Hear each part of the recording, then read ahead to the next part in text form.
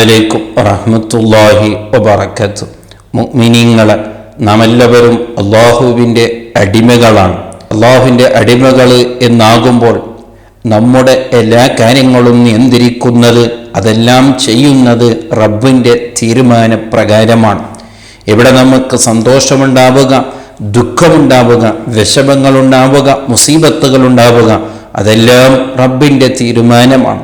ചിലപ്പോൾ അവൻ ദുഃഖം തരും, ചിലപ്പോൾ അവൻ സന്തോഷം നൽകും. അപ്പോൾ അവൻ ദുഃഖം തരുന്ന സമയത്ത്, മുസീബത്ത് തരുന്ന സമയത്ത് നാം ഒരിക്കലും അള്ളാഹുവിനെ മറന്നു പോകുന്നവരാകരുത്. മഹാന്മാർ അള്ളാഹുവിനെ ചിന്തിച്ച് അള്ളാഹുവിലേക്ക് മനസ്സ് തിരിച്ച് ജീവിച്ച മഹാന്മാരൊക്കെ അവരുടെ ജീവിതത്തിൽ മുസീബത്ത് വന്നിട്ടുണ്ട്. അവരും വിഷമങ്ങൾ സഹിച്ചവരാണ്. പക്ഷേ അവരുടെ ജീവിതത്തിൽ വരുന്ന മുസീബത്തുകളെല്ലാം ആ സമയത്തു പോലും അവർ നല്ലത് ചിന്തിച്ച് അള്ളാഹുവിലേക്ക് ഒന്നും കൂടി അടുക്കാനാണ് അവർ നോക്കിയത്. അപ്പോൾ ഒരാളൊരു മുസീബത്ത് വരുമ്പോൾ അവന് എങ്ങനെയല്ല നല്ല രീതിയിൽ ചിന്തിക്കാം എന്നതിനെ കുറിച്ച് മഹാന്മാർ പറയുന്നത് കാണാം. അന്നൽ മുസീബത്ത കാനത്തു യുംകിനു അൻ തകൂന അഅ്ളമു.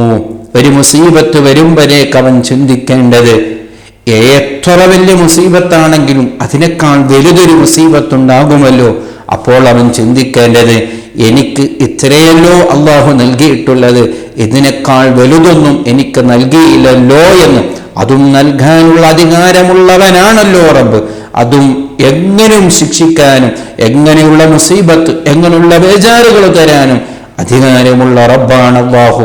അപ്പോൾ അങ്ങനെ ഒരു മുസീബത്തൊന്നും എനിക്ക് നൽകിയില്ലല്ലോ എന്നുള്ള ആ ചിന്ത ആണ് ഒരു മനുഷ്യനിക്കുണ്ടാകേണ്ടത്. അങ്ങനെ ചിന്തിക്കുമ്പോഴേക്ക് നമ്മളെ മനസ്സിലേക്ക് വലിയൊരു സമാധാനമുണ്ടാകും. രണ്ടാമതായി മഹാന്മാർ പറയുന്നു, ലം തകുൻ ഫിദ്ദീനി. എപ്പോഴും ചിന്തിക്കേണ്ട ഒരു വിഷയമാണ് മുസീബത്ത്. എത്ര വന്നാലും പ്രശ്നമല്ല, നമ്മുടെ ദീനിന്റെ കാര്യത്തിൽ മുസീബത്ത് വന്നുപോയാൽ നമ്മൾ നഷ്ടപ്പെട്ടു പോയി, നമ്മൾ പിന്നെ ഈമാനില്ലാത്തവരായി പോവില്ലേ, അള്ളാഹുവിൻ്റെ ഒരു പ്രതിഫലം കിട്ടൂലല്ലോ. ദീനിൽ ഉള്ളവരായിട്ട് നമുക്കൊരു മുസീബത്ത് വരുന്നത് അതിന് ധാരാളം പ്രതിഫലമാണ്. അപ്പോൾ ഏതൊരു മുസീബത്ത് വരുമ്പോൾ നാം സന്തോഷിക്കേണ്ട ഒരു ഇടമാണ്.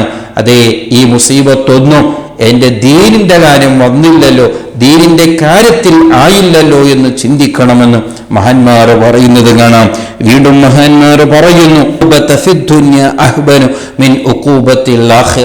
ചില മുസീബത്തുകൾ, ചില വിഷമങ്ങളൊക്കെ വരുന്നത് നാം ചെയ്തു കൂട്ടിയ പാപങ്ങളെ കാരണം കൊണ്ടാണ്. അങ്ങനെയാണല്ലോ. അപ്പോൾ അവിടെ നാം ചിന്തിക്കേണ്ടത്, ഒരു ദോഷം ചെയ്യുമ്പോൾ, ഒരു പാപം ചെയ്യുമ്പോൾ അത് ദുനിയാവിൽ തന്നെ അതിൻ്റെ വിഷമങ്ങളും അതിൻ്റെ വേജാറുകൾ അല്ലാഹു നൽകി ഈ ദുനിയാവിൽ തന്നെ ശിക്ഷിക്കുന്നത് അല്ലാഹു ചെയ്യുന്ന നിയമത്താണ്. കാരണം ഇതിന് പ്രതിഫലമായിട്ട് നാളെ ആഖിറത്തിൽ അല്ലാഹു ശിക്ഷിക്കുകയാണെങ്കിൽ അതൊന്നും നമ്മളെ കൊണ്ട് താങ്ങാൻ കഴിയില്ല. അപ്പോൾ ഈ ദുനിയാവിൽ തന്നെ ചില മുസീബത്തുകളെ വേജാറുകൾ തന്ന് അല്ലാഹു സുബ്ഹാനഹു വ തആല ആ ദോഷങ്ങളെല്ലാം പൊറുപ്പിക്കാൻ നോക്കുകയായിരിക്കാം. ചില മുസീബത്തുകളുടെ പിന്നിലുള്ള രഹസ്യങ്ങൾ. അപ്പോൾ മുസീബത്തുകൾ വരുമ്പോൾ അങ്ങനെയാണ് ചിന്തിക്കേണ്ടത് എന്ന് മഹാന്മാർ നമ്മെ പഠിപ്പിക്കുകയാണ്. അങ്ങനെ ധാരാളം വിഷയങ്ങൾ മഹാന്മാർ നമ്മെ പഠിപ്പിക്കുന്നു. അങ്ങനെയാണല്ലോ മഹാന്മാർ എന്തു വന്നാലും അവരെല്ലാം അള്ളാഹുവിലേക്ക് എത്തിപ്പെടാൻ അതുകൊണ്ട് എങ്ങനെ സാധിക്കുമെന്ന് ചിന്തിക്കുന്നവരാണ്. പക്ഷേ നമ്മളങ്ങനെയല്ല. ഒരു മുസീബത്ത് വരുമ്പോഴേക്ക് അള്ളാഹുവിനെ മറന്നു പോകുന്നവരാണ്, അള്ളാഹുവിനെ ചീത്ത പറയുന്നവരായി പോകുന്നു, അല്ലെങ്കിൽ മനസ്സുകൊണ്ട് നാം വെറുത്തു പോകുന്നു. എന്നെ ഈ രീതിയിൽ അള്ളാഹു ആക്കിയല്ലോ എന്ന് ചിലപ്പോൾ നാം ചിന്തിച്ചു പോകുന്നു. ഒരിക്കലും അങ്ങനെ ചിന്തിച്ചു പോകരുത്. അത് നമ്മുടെ ഈമാനിന്റെ കുറവാണ്. മഹാന്മാർ പഠിപ്പിച്ചതുപോലെ ഏത് മുസീബത്ത്, എന്ത് ബേജാറുകൾ വന്നാലും ആ സമയങ്ങളിലെല്ലാം എങ്ങനെങ്കിലും അവിടെ നല്ല ചിന്തകൾ കൊണ്ടുവന്ന് അള്ളാഹുവിലേക്ക് മനസ്സ് തിരിയാൻ നോക്കണം. ആ സമയത്തു പോലും അള്ളാഹുവിലേക്ക് മനസ്സ് തിരിയാൻ നമ്മളെ കൊണ്ട് സാധിച്ചിട്ടുണ്ടെങ്കിൽ അത് വലിയ തൗഫീഖാണ്, അത് വലിയ നിഅമത്താണ്.